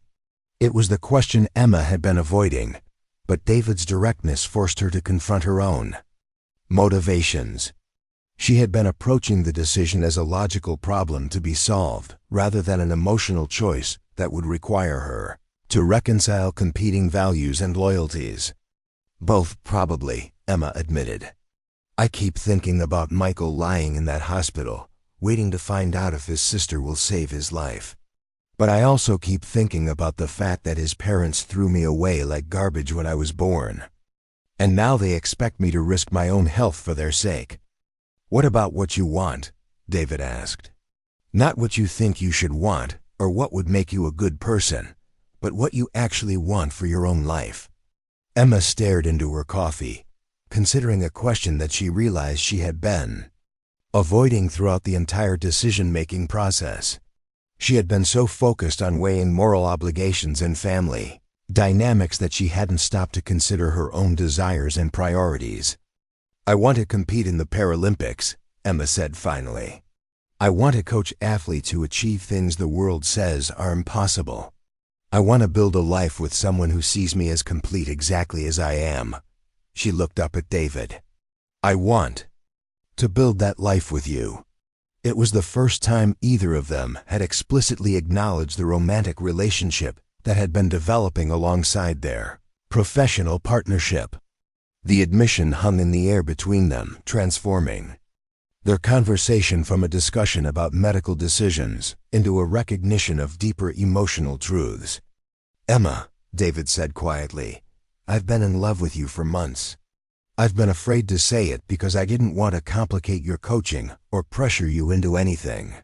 But if we're talking about what we want for our lives, then you need to know that what I want is to spend mine with you." The confession should have been overwhelming, but instead, Emma felt a sense of clarity that had been missing throughout her deliberations about the kidney donation. David's love for her was unconditional, not dependent on her making sacrificial choices or proving her worth through dramatic gestures. "I love you too," Emma said, reaching across the table to take his hand. "And that's exactly why this decision is so complicated. If something goes wrong with the surgery, if my athletic career is affected, it impacts both of us." "Emma," David said firmly, "if you decide to help Michael, I'll support that choice completely. If you decide not to help him, I'll support that choice too. My love for you isn't conditional on any decision you make about your birth family." The unconditional nature of David's support stood in stark contrast to the conditional love that Emma had experienced from her birth parents' love that had been withdrawn when she didn't meet their expectations and offered again only when they needed something from her. Their conversation was interrupted by Emma's phone ringing. Sister Margaret's name appeared on the caller ID, and Emma felt a surge of gratitude for the timing. If anyone could help her navigate the moral complexities of her situation. It would be the woman who had raised her to understand the difference between obligation and compassion. "Sister Margaret," Emma answered, stepping away from the table for privacy. "I was hoping you would call." "Child," Sister Margaret's familiar voice carried across the phone line. "I heard about your family situation through the Catholic network. Dr. Martinez is a friend of mine from my hospital volunteer work, and she mentioned that you were facing a difficult decision." Emma felt tears spring to her eyes at the sound of Sister Margaret's voice. Even after years of independence, the woman who had raised her remained her most trusted advisor and the closest thing to a mother she had ever known. "Sister, I don't know what to do. Part of me wants to help Michael because it's the right thing to do, but another part of me is so angry at his parents for abandoning me that I can barely think straight." "Emma," Sister Margaret said gently, "you've always had the gift of seeing people clearly, even when they disappoint you. What do you see when you look at this situation?" Emma considered the question, trying to separate her emotional reactions from her objective assessment of the circumstances. "I see parents who made a terrible mistake 23 years ago and are now desperate to save their son. I see a brother who never had the chance to know me, but whose life I could save. And I see a choice that could fundamentally change my own future." "And what does your heart tell you about each of those things?" "My heart tells me that William and Sandra Ashford are selfish people who are getting exactly what they deserve. My heart tells me that Michael is innocent and doesn't deserve to suffer for his parents' mistakes. And my heart tells me that I've worked too hard to build my life to risk it for people who never wanted me." Sister Margaret was quiet for a moment, and Emma could picture her in the small office at Sacred Heart, where she had dispensed wisdom to countless children over the decades. "Emma," Sister Margaret said finally, "the decision you make about this donation will reveal something important about who you choose to be as a person. Not who you think you should be, but who you actually are when faced with someone else's desperate need. What would you do, sister?" "Child, that's not a question I can answer for you. But I can tell you that in my experience, the decisions that feel the most difficult are usually the ones that matter most for our souls." After ending the call with Sister Margaret, Emma returned to the table where David was waiting patiently, his expression showing that he understood the significance of whatever conversation had just taken place. "What did Sister Margaret say?" David asked. "She said that this decision will reveal who I choose to be as a person," Emma replied. "Not who I think I should be, but who I actually am. And who do you want to be?" Emma looked at David, this man who had rebuilt his life after devastating loss, who had found strength in vulnerability and purpose in helping others achieve their dreams. She thought about the athletes she coached, people who had been told they were limited by their disabilities, but who had chosen to redefine what was possible. "I want to be someone who saves lives when I have the power to do so," Emma said slowly. "Not because I owe it to anyone, but because I can't live with letting someone die when I could prevent it." David nodded, and Emma could see in his expression that he had reached the same conclusion she was approaching. "When do you want to call Dr. Martinez?" "Tomorrow morning," Emma said. "But first, I want to call Michael directly. If I'm going to give him part of my body, I need to know who he is as a person, not just as a patient who needs a kidney." The decision to contact Michael directly rather than going through his parents was Emma's way of asserting control over a situation that had been defined by other people's choices and needs. If she was going to make this sacrifice, it would be based on her own assessment of the person she was helping. That evening, Emma placed the call to Michael Ashford's hospital room in Phoenix. When he answered, his voice was weak but immediately warm in a way that reminded Emma of the better aspects of her work with adaptive athletes. "Emma," Michael said, his voice carrying a mixture of hope and disbelief, "I can't believe you're actually calling. Mom and Dad said you were considering helping, but I didn't want to get my hopes up." "Michael," Emma said, "I need to ask you some questions before I make my final decision."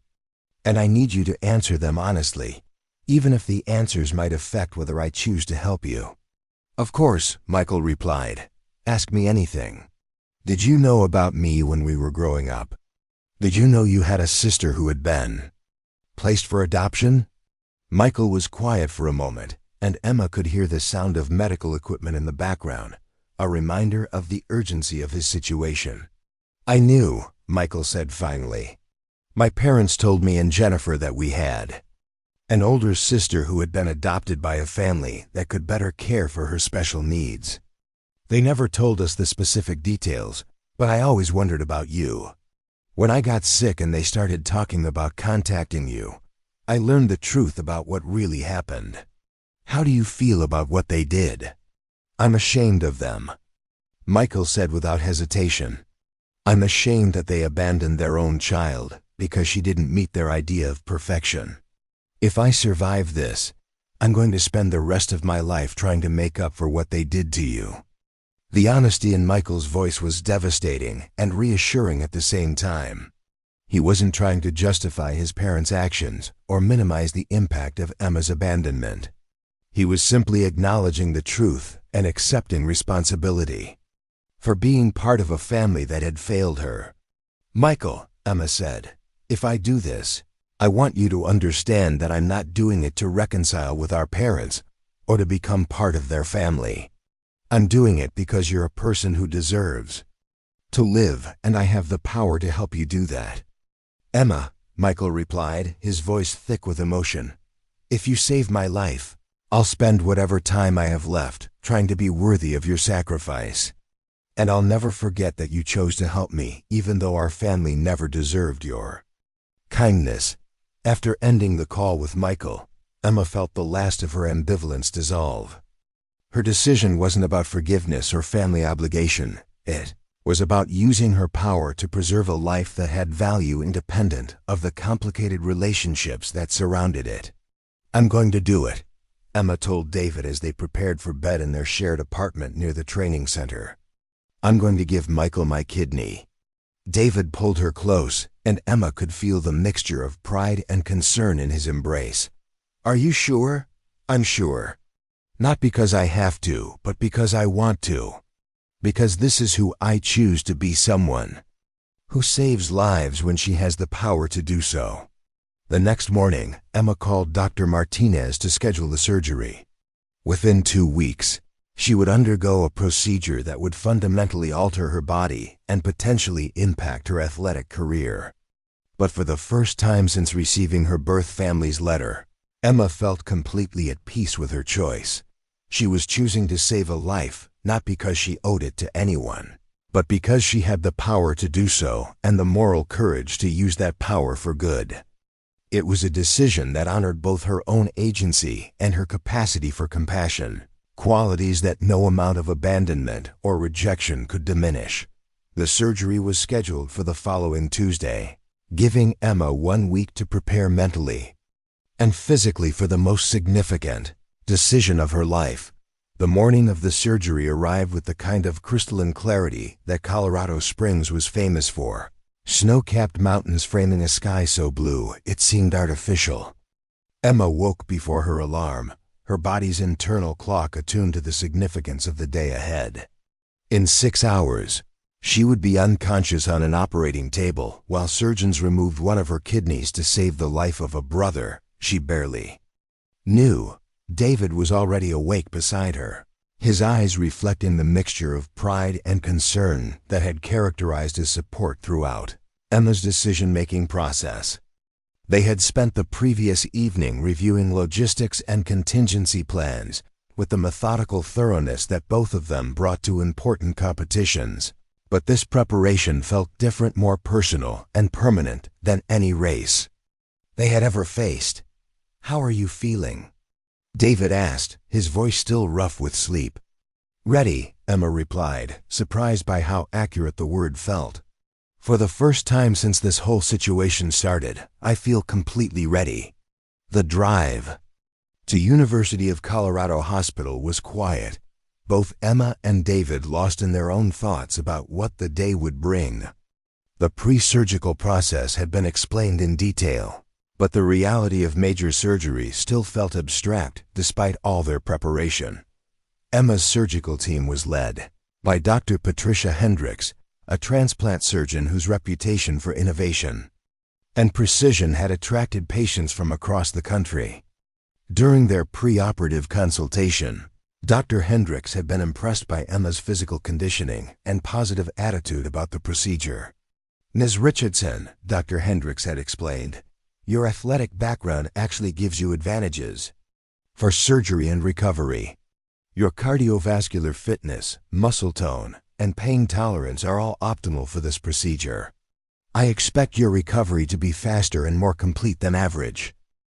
But the surgeon had also been candid about the unknowable variables that any major surgery involved. Despite excellent planning and preparation, Emma's body would ultimately determine how successfully she adapted to life with a single kidney. Pre-operative area at the hospital was a flurry of controlled activity as medical teams prepared for the coordinated procedures that would transplant Emma's kidney into Michael's body. In adjacent preparation areas, both siblings were undergoing final blood work and receiving pre-surgical medications that would prepare them for the most significant medical event of their lives. Emma had requested that her birth parents not be present during her preparation, wanting to maintain emotional boundaries around a decision that she had made independently. But Michael had asked to see her briefly before they were both taken to surgery, a request that Emma had agreed to despite her nervousness about the interaction. When Michael Ashford was wheeled into Emma's preparation area, she was struck by how much he resembled their birth father, while somehow radiating a warmth and genuineness that William Ashford had never displayed. Despite his obvious illness, the pallor and fatigue that came from months of kidney failure, Michael's eyes were bright with intelligence and gratitude. "Emma," Michael said, his voice weak but steady, "I know I already said this on the phone, but I need to say it again in person. What you're doing for me is the most generous thing anyone has ever done for anyone. I will spend the rest of my life trying to be worthy of this gift." Emma reached out to take his hand, noting how thin and fragile it felt compared to the strong grips of the athletes she worked with. "Michael, you don't need to earn this. You just need to live a good life and help other people when you can. That's what I'm doing, helping someone when I can." "Emma," Michael continued, "there's something I want you to know. When I recover from this surgery, I want to meet David properly. I want to thank him for supporting you through this decision, and I want to get to know the man who was smart enough to fall in love with my sister." The casual reference to David as the man who loved her, spoken by a brother she barely knew, created an unexpected moment of family connection that transcended their complicated history. For the first time, Emma felt like she was talking to someone who might genuinely become part of her chosen family rather than someone she was obligated to help because of shared genetics. "I'd like that," Emma said. "David is pretty amazing. You'll like him. If he loves you, then I already know I'll like him." Michael replied with a smile that reminded Emma of her own expression when she was genuinely happy. As medical teams prepared to wheel both siblings to their respective operating rooms, Emma felt David's hand on her shoulder. He had been quietly observing her interaction with Michael, and she could see in his expression that he approved of the connection they were building. "Emma," David said, leaning close so only she could hear, "I'll be right here when you wake up, and then we're going to start planning our life together, the life we both want, built around what we've chosen rather than what was chosen for us." The promise in David's voice was exactly what Emma needed to hear as she was transported to the operating room. Whatever happened during the surgery, whatever impact it had on her athletic career or physical capabilities, she would wake up to a partnership that was based on love rather than obligation, choice rather than circumstance. The surgery itself was a success that exceeded even Dr. Hendricks' optimistic expectations. Both procedures, Emma's kidney donation and Michael's transplant, were completed without complications, and early indicators suggested that Michael's body was accepting the new organ with remarkable Efficiency. Emma woke up in post-surgical recovery with the familiar sensation of emerging from deep anesthesia, her consciousness gradually returning as the medical team monitored her vital signs and pain levels. The first face she saw was David's, his expression showing relief and love in equal measure. "How do you feel?" David asked, taking her hand carefully to avoid disturbing the 4 lines and monitoring equipment. "Sore," Emma replied honestly, "but good. Different, but good. How's Michael?"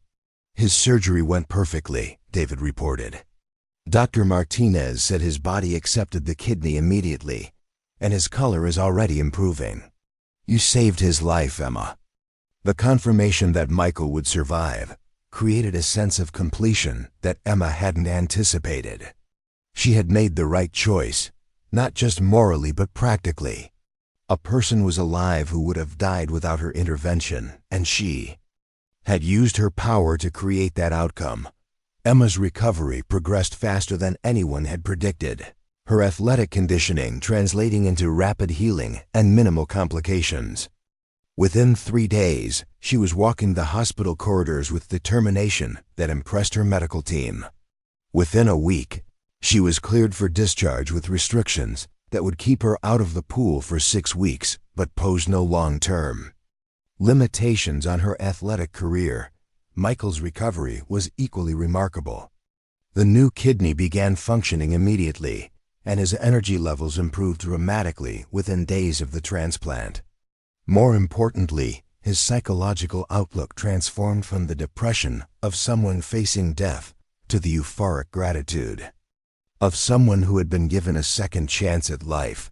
The first time Emma visited Michael's hospital room, she found him sitting up in bed, reading a book about adaptive sports training research he was conducting to better understand his sister's professional world.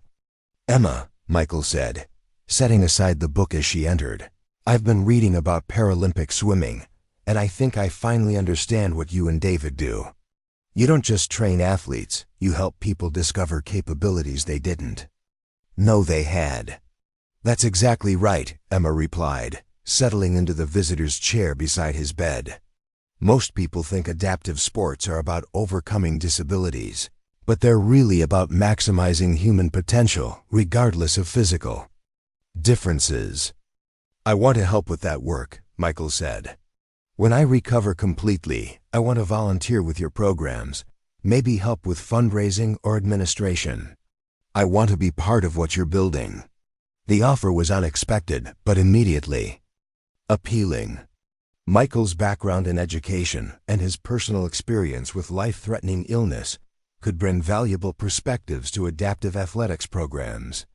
More importantly, his genuine enthusiasm for the work suggested that their sibling relationship might evolve into meaningful partnership.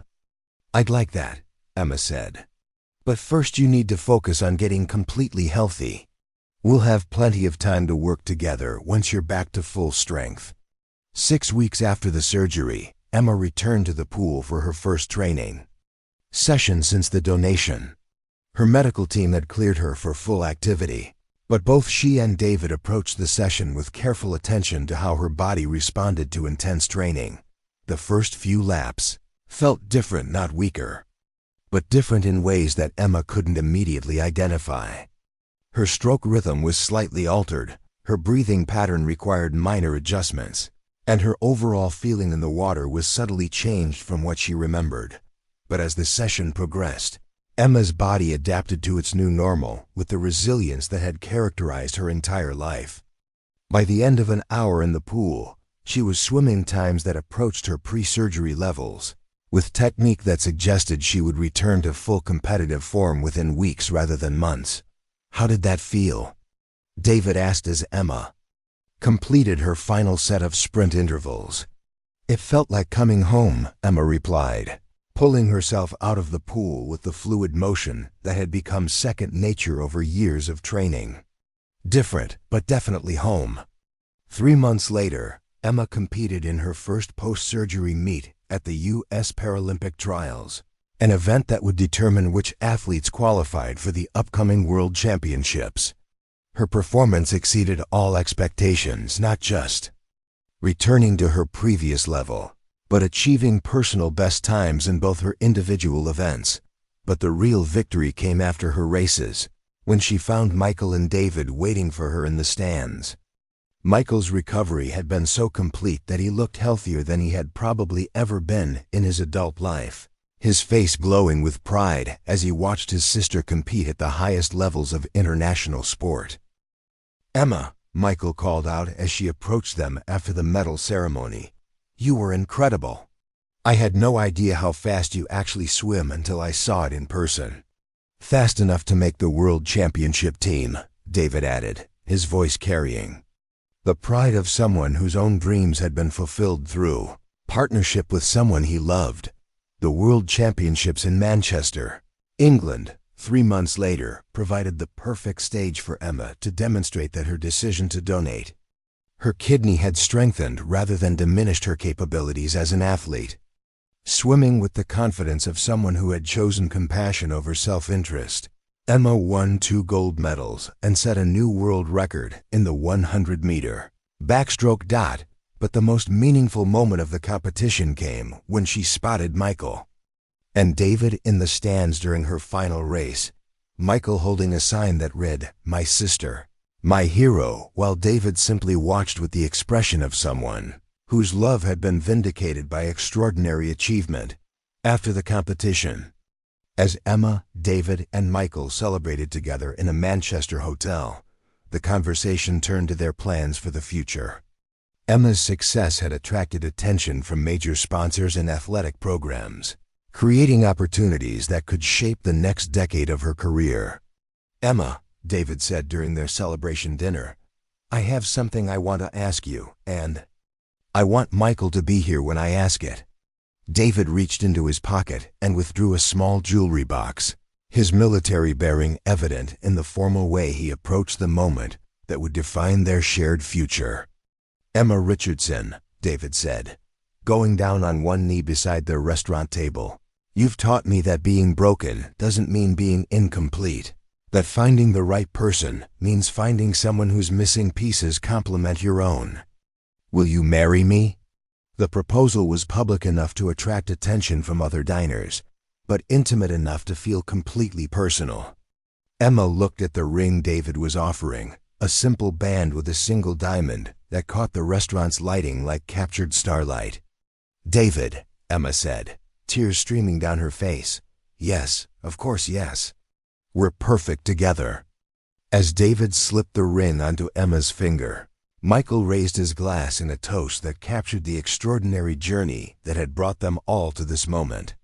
"To Emma and David," Michael said, his voice carrying across the restaurant, "who prove that the most perfect love comes from 2 people whose individual strength makes them stronger together than either could ever be alone."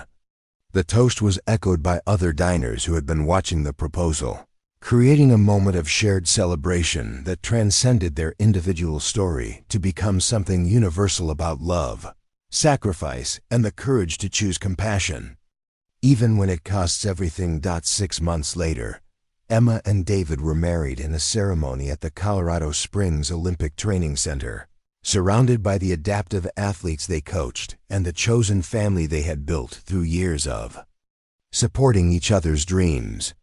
Sister Margaret officiated the ceremony, her presence connecting Emma's past with her present in ways that honored both her origins and her achievements. Michael served as David's best man, a role that symbolized how their family relationships had been transformed through crisis into genuine partnership. In his toast at the reception, Michael captured what Emma's kidney donation had meant, not just for his physical survival, but for his understanding of what family could become when built on choice rather than obligation. "Emma gave me more than a kidney," Michael said, addressing the assembled wedding guests. "She gave me a sister, a brother-in-law, and an understanding of what it means to love someone enough to risk everything for their welfare. She showed me that family isn't about sharing genes. It's about sharing lives and dreams and the commitment to help each other become the best versions of ourselves." Today, 5 years after that snowy morning when Emma received her birth family's letter, she and David run the most successful adaptive athletics program in the United States. Their athletes have won dozens of Paralympic medals, but more importantly, they have transformed hundreds of lives by helping people discover capabilities they never knew they possessed. Michael works full-time with their organization, managing fundraising and administrative operations with the dedication of someone who understands that second chances are precious gifts that should be used to help others. His recovery has been so complete that doctors use his case as an example of optimal transplant outcomes. Emma's birth parents remain part of their extended family, though the relationship is careful and bounded by the understanding that love must be earned through actions rather than assumed through genetics. They have learned to appreciate the daughter they once discarded, though they will never fully comprehend what they lost when they chose image over love. But the real victory in Emma's story isn't the medals or the records, or even the life she saved through kidney donation. The real victory is the life she built with David. Two people who were told they were incomplete, discovering that their missing pieces fit together perfectly, creating something stronger and more beautiful than either could have achieved alone. On quiet evenings at their home near the training center, Emma and David often sit together watching their athletes train, marveling at how many lives have been transformed through the simple recognition that different doesn't mean less, that broken doesn't mean hopeless, and that the most extraordinary achievements come from people who refuse to accept limitations imposed by others. They were both cast out by circumstances beyond their control. Emma by parents who couldn't see past her physical difference, David by an explosion that redefined his capabilities. But in finding each other, they discovered that being perfectly together had nothing to do with being conventionally whole, and everything to do with choosing to build a life based on love, respect, and the unwavering belief that every person deserves the chance to discover their own greatness. Their love story continues to inspire the athletes they coach, proving every day that the most perfect fit comes not from two people without flaws, but from two people whose individual strengths complement each other's challenges in ways that make them both more complete than they ever dreamed possible. And in the end, that's the truth that Emma learned through years of rejection and David discovered through devastating loss, that we're all perfectly imperfect, and the right person will see our missing pieces not as deficiencies to be overlooked, but as opportunities to offer the exact kind of love and support that makes us whole. Up next, you've got two more standout stories right on your screen. If this one hit the mark, you won't want to pass these up. Just click and check them out. And don't forget to like, subscribe, and turn on the notification bell so you don't miss any upload from us.